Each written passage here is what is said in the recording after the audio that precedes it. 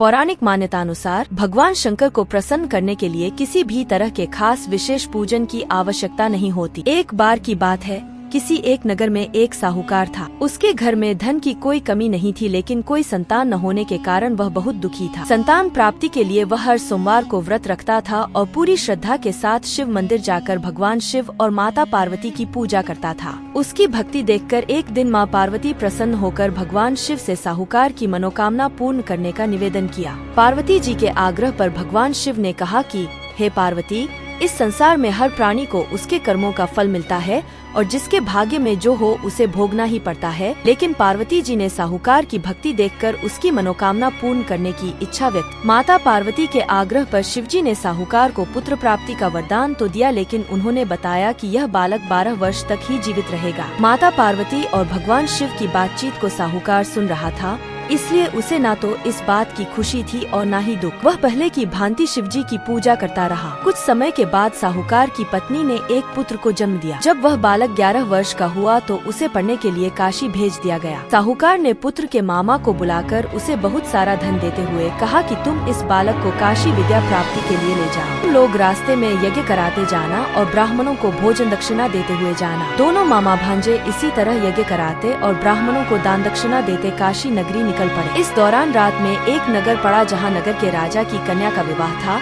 लेकिन जिस राजकुमार से उसका विवाह होने वाला था वह एक आंख से काना था। राजकुमार के पिता ने अपने पुत्र के काना होने की बात को छुपाने के लिए सोचा क्यों न उसने साहूकार के पुत्र को दूल्हा बनाकर राजकुमारी से विवाह करा दूं। विवाह के बाद इसको धन देकर विदा कर दूंगा और राजकुमारी को अपने नगर ले जाऊंगा। लड़के को दूल्हे के वस्त्र पहनाकर राजकुमारी से विवाह करा दिया गया। साहूकार का पुत्र ईमानदार, उसे यह बात सही नहीं लगी, इसलिए उसने अवसर पाकर राजकुमारी के दुपट्टे पर लिखा कि तुम्हारा विवाह तो मेरे साथ हुआ है, लेकिन जिस राजकुमार के संग तुम्हें भेजा जाएगा वह एक आंख से काना है। मैं तो काशी पढ़ने जा रहा हूँ। जब राजकुमारी ने चुन्नी पर लिखी बातें पढ़ी तो उसने अपने माता पिता को यह बात बताई। राजा ने अपनी पुत्री को विदा नहीं किया, फिर बारात वापस चली गई। दूसरी ओर साहूकार का लड़का और उसका मामा काशी पहुँचे और वहाँ जाकर उन्होंने यज्ञ किया। इस दिन लड़का 12 साल का हुआ। उस दिन भी यज्ञ का आयोजन था। लड़के ने अपने मामा से कहा कि मेरी तबीयत कुछ ठीक नहीं है। मामा ने कहा कि तुम अंदर जाकर आराम कर लो। शिवजी के वरदानुसार कुछ ही देर में उस बालक के प्राण निकल गए। मृत भांजे को देख उसके मामा ने विलाप करना शुरू किया। योगवश उसी समय शिवजी और माता पार्वती उधर से जा रहे थे। पार्वती माता ने भोलेनाथ से कहा, स्वामी,